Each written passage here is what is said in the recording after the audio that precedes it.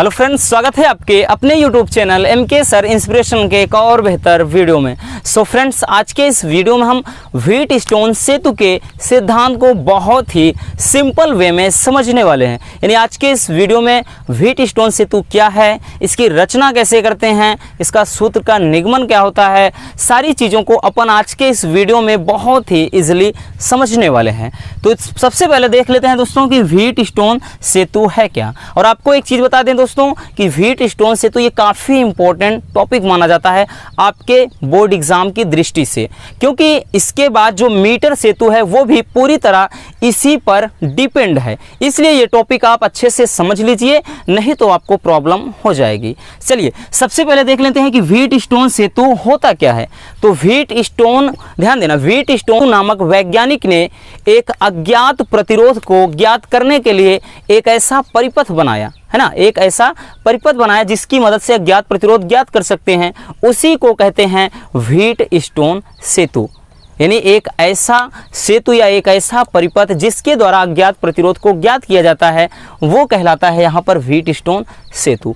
अब इसका निर्माण कैसे करते हैं, यानी इसकी रचना, लिखना क्या है, सारी चीज़ों को आप बहुत ही ध्यानपूर्वक सुनिएगा और आप अपनी कॉपी में भी इसको लिख सकते हैं, ठीक है ना, क्योंकि यहाँ पर इतना लंबा हम लिखेंगे नहीं, तो इसको अच्छे से समझ लीजिए, आपको लिखने की ज़रूरत ही नहीं पड़ेगी। ठीक, यहाँ से अब देखिए इसमें इसका निर्माण करते कैसे हैं दोस्तों कि इसमें 4 प्रतिरोध, यानी इस जो ब्रिज का निर्माण करने के लिए, इस सेतु का निर्माण करने के लिए 4 प्रतिरोध PQR तथा S, PQR तथा S को जोड़कर, 4 प्रतिरोध को जोड़ करके एक चतुर्भुज बनाया जाता है। आप देख रहे होंगे एक क्या है, जोड़ करके एक चतुर्भुज बना दिया गया है, ठीक है ना, जिसमें 3 का मान तो पता होता है और चौथा वाला अज्ञात होता है। ये PQR का मान पता है और ये अज्ञात प्रतिरोध है, इसी का मान ज्ञात करना है और इस सेतु की मदद से हम यही पता करेंगे, ठीक है ना। अब देखिए रचना कैसे लिखेंगे कि माना 4 प्रतिरोध PQR तथा S को बिंदु A, B, C तथा D के बीच में क्या है, जोड़ा गया है, ठीक है ना। A, B, यहाँ से A, B, C तथा D, इनके बीच में क्या है, 4 प्रतिरोध PQR तथा S को जोड़ा गया है। ठीक, फिर यहाँ से लिखेंगे कि बिंदु A व C के बीच में एक सेल को कुंजी K1 के द्वारा जोड़ दिया जाता है तथा बिंदु B व D के बीच में एक धारामापी यानी गैल्वेनोमीटर को कुंजी K2 के द्वारा जोड़ दिया जाता है। फिर से सुन लीजिए क्या बोला कि बिंदु A व C के बीच में एक सेल को कुंजी K1 द्वारा जोड़ देते हैं, जबकि बिंदु B व D के बीच में एक धारामापी या गैल्वेनोमीटर G को कुंजी K2 के द्वारा जोड़ देते हैं। ये बात यहाँ तक क्लियर हो गई। चलिए अब यहाँ से हम इसकी स्थिति कैसे पता करते हैं कि ये संतुलन में है या फिर संतुलन में नहीं है। ध्यान देना दोस्तों, इसमें क्या होता है, जब कुंजी K1 को दबाते हैं तो सेल से इसमें धारा I प्रवाहित होने लगती है और यही धारा बिंदु A पर आकर 2 भागों में बंट जाती है, यानी I1 I2। इधर वाले में धारा I1 बह रही है और इधर वाले में धारा I2 बह रही है, ठीक है ना, यहाँ से I2 बह रही, और इसमें प्रतिरोधों को इस प्रकार व्यवस्थित कर दिया जाता है कि G के मान में कोई भी विक्षेप ना हो। यानी G क्या है, गैल्वेनोमीटर, जिसमें 1, 2, 3, 4 ऐसे लिखे होते हैं, ठीक है ना, नंबर्स, उसमें देखे होंगे कि कुंजी इधर उधर ऐसे घूमती है। वही मान लेते हैं कि G के मान में जब कोई विक्षेप नहीं होता, कुंजी एकदम सीधे होती है सुई, तब मान लेते हैं कि ये पूरा का पूरा संतुलन में है, ठीक है ना। तब मान लेते हैं कि जो ये ब्रिज है, ये सेतु है, संतुलन की अवस्था में है। समझ में आ गया कि हमने क्या बताया, संतुलन की स्थिति कब मानेंगे कि जब क्या है, इसमें धारा प्रवाहित करेंगे और प्रतिरोधों को इस प्रकार व्यवस्थित कर दिया जाता है कि G के मान में कोई भी विक्षेप न उत्पन्न हो, तब माना जाता है कि ये जो सेतु है वो संतुलन की स्थिति में है। अब चलिए यहाँ से देख लेते हैं कि, ठीक ना, ये तो रचना हो गया, ठीक। अब इसके सूत्र का निगमन, यानी यहाँ से इसका सूत्र कैसे हम प्राप्त करेंगे, ठीक। तो सूत्र कैसे प्राप्त करेंगे, तो सूत्र के लिए क्या लगाएंगे, किरचॉफ का नियम। तो लिखेंगे फ्रेंड्स, यहाँ से ध्यानपूर्वक समझिएगा, किरचॉफ के द्वितीय नियम से, ठीक ना, द्वितीय नियम से किरचॉफ का सेकेंड लॉ लगेगा। क्यों? क्योंकि इसमें देखो दो बंद पास दिखाई पड़ रहे हैं फ्रेंड्स। आपको एक बंद पास अगर हम देखें, ये वाला एक बंद पास, ये दो बंद पास दिखाई पड़ रहे हैं। और दो बंद पास में किरचॉफ का दूसरा नियम क्या था कि किसी परिपथ के बंद पास में, ठीक ना, बंद पास से बहने वाली धारा, ठीक ना, बहने वाली धारा तथा उसके संगत प्रतिरोध का गुणनफल का बीजगणितीय योग उस सेल में लगे विद्युत वाहक बल के बीजगणितीय योग के बराबर होता है।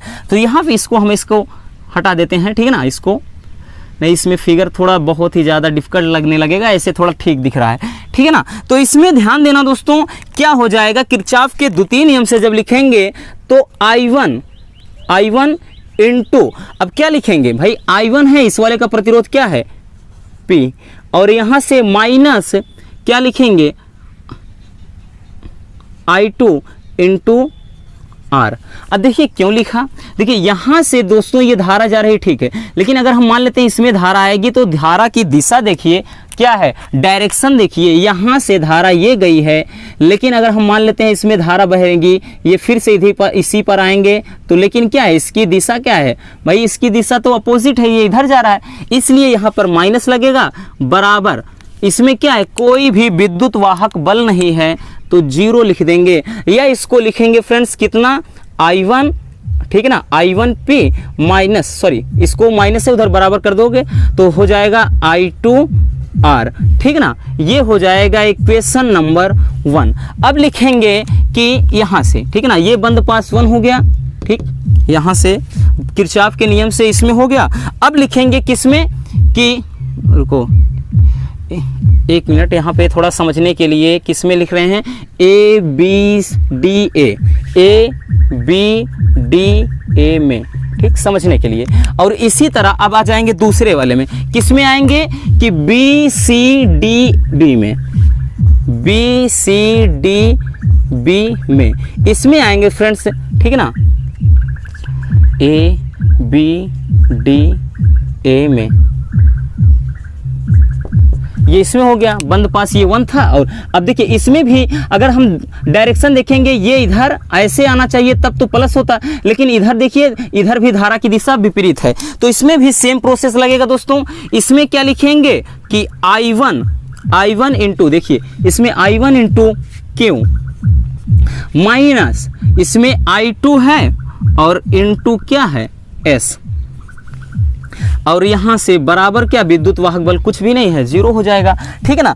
अब यहाँ से इसको हम लिख सकते हैं कि I1 क्यों बराबर, ये माइनस था उधर, अब I2S, ये क्वेश्चन नंबर 2। जिनको ये भी नहीं समझ में आ रहा है कि माइनस ये कहाँ से लग रहा है, तो इस वीडियो के डिस्क्रिप्शन में है किरचॉफ का नियम, पहले आप किरचॉफ का नियम समझ लीजिए, तभी ये चीज़ समझ में आएगा कि ये कहाँ से आया, क्योंकि किरचॉफ का नियम ये कहता है, उसको आप अच्छे से देख लीजिए, ठीक है ना। और यहाँ पे माइनस इसीलिए लगाया क्योंकि ये दिशा ऐसा था और इस तीर की दिशा इधर ना होकर इधर होती तो यहाँ पर हम प्लस लिख देते, ठीक ना।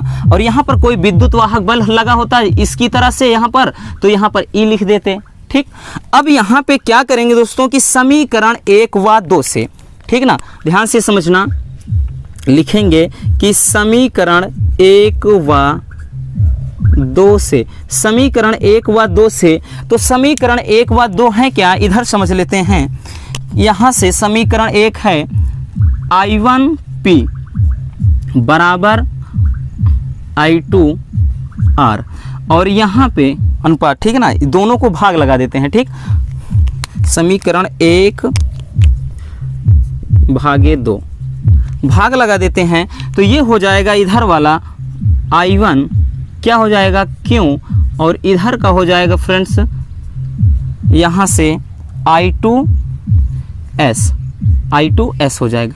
कुछ चीज़ कट रहा है जी, बिल्कुल, I2 से I2, I1 से I2, यहाँ सॉरी I1 से I1, तो यहाँ पर कुछ नया निकला, क्या निकला कि P अपान Q बराबर R अपान S। यही क्या होता है फ्रेंड्स, यही होता है व्हीटस्टोन सेतु। व्हीटस्टोन सेतु के लिए सूत्र का निगमन हो जाता है। अगर पूछ लिया जाए कि व्हीटस्टोन सेतु का सिद्धांत क्या होता है? तो व्हीटस्टोन सेतु में क्या होता है? किन्हीं दो संलग्न भुजाओं का अनुपात अन्य दो संलग्न भुजाओं के अनुपात के बराबर होता है। ये सिद्धांत 1 नंबर में अगर आ गया कि व्हीटस्टोन सेतु का सिद्धांत क्या होता है, तो व्हीटस्टोन सेतु का सिद्धांत ये लिखना है कि किसी परिपथ में लगे प्रतिरोधों के दो संगत भुजाओं का अनुपात, यानी प्रतिरोधों के दो संगत भुजाओं का अनुपात, संगत का मतलब एक ही तल में हो, संगत भुजाओं का अनुपात अन्य दो संगत भुजाओं के अनुपात के बराबर होता है। यही क्या होता है? व्हीटस्टोन सेतु का सिद्धांत हो जाता है और ये आपका फार्मूला हो जाता है। तो आई होप कि ये वीडियो आपको बहुत ही अच्छे तरीके से समझ में आ गया होगा, पूरा का पूरा व्हीटस्टोन सेतु का कॉन्सेप्ट। सो अगर वीडियो पसंद आई है तो आपका एक प्यारा सा लाइक चाहिए और नए हैं तो चैनल सब्सक्राइब जरूर कर लीजिए। मिलते हैं किसी और मजेदार टॉपिक के साथ। Love you, bye bye, take care. आप पहले इसको स्क्रीनशॉट कर लीजिए।